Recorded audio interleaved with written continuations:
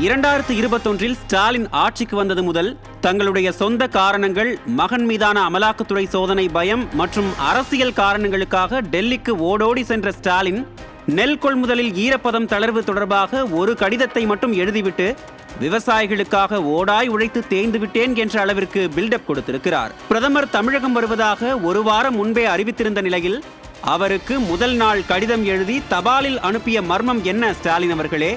உண்மையாகவே விவசாயிகள் மீது அக்கறை இருப்பின் உங்கள் அமைச்சரை நேரில் அனுப்பி கடிதத்தை அவரிடம் கொடுத்திருக்கலாமே, அல்லது நீங்களே தமிழகத்திற்கான தேவைகளை நேரில் சென்று கேட்டிருக்கலாமே. விளம்பரத்திற்காக ஒரு கடிதத்தை எழுதிவிட்டு அதை பொதுவெளியில் வெளியிட்டு விளம்பரம் தேடிய பின் குரட்டை விட்டு தூங்குவதுதான் மக்கள் நலன் காக்கும் லட்சணமா?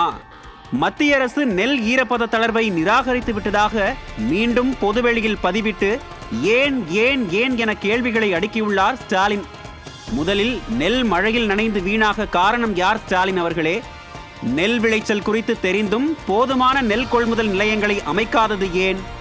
நெல் மூட்டைகளை முறையாக கொள்முதல் நிலையங்களில் கொள்முதல் செய்யாமல் அலட்சியம் காட்டியது ஏன்?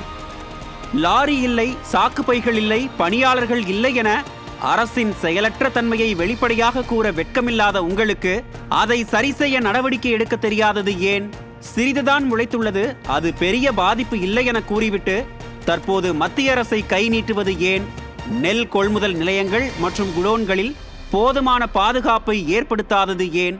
மழைநீர் தேங்கி வயல்களிலேயே நெல்மணிகள் சேதமடையும் அளவிற்கு ஏரி குளங்களை தூர்வாராமல் இருந்தது ஏன் என பல கேள்விகளை எழுப்பியுள்ளனர் விவசாயிகள்.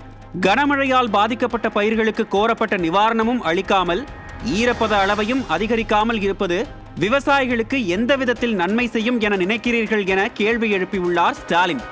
விவசாய கடன் தள்ளுபடி, கொள்முதல் விலை அதிகரிப்பு என விவசாயிகளுக்கு கொடுத்த வாக்குறுதிகளில் பெரும்பாலான வாக்குறுதிகளை நிறைவேற்றாமல் விவசாயிகள் விளைவித்த நெல்மணிகளையும் பாதுகாக்க நடவடிக்கை எடுக்காமல் ஒரு நெல்மணி கூட வீணாக கூடாது என வசனம் பேசுவது மட்டும் விவசாயிகளுக்கு எந்த விதத்தில் நன்மை செய்யும் என நினைக்கிறீர்கள் என கேட்கிறார்கள் விவசாயிகள். தங்களுடைய தவறுகளை, இயலாமையை, செயலற்ற தன்மையை மறைக்க மத்திய அரசை கை நீட்டிவிட்டு தப்பிக்க பார்க்கும் ஸ்டாலின் அரசின் நாடகம் இனி விவசாயிகளிடம் எடுபடாது ஸ்டாலின் அவர்களே.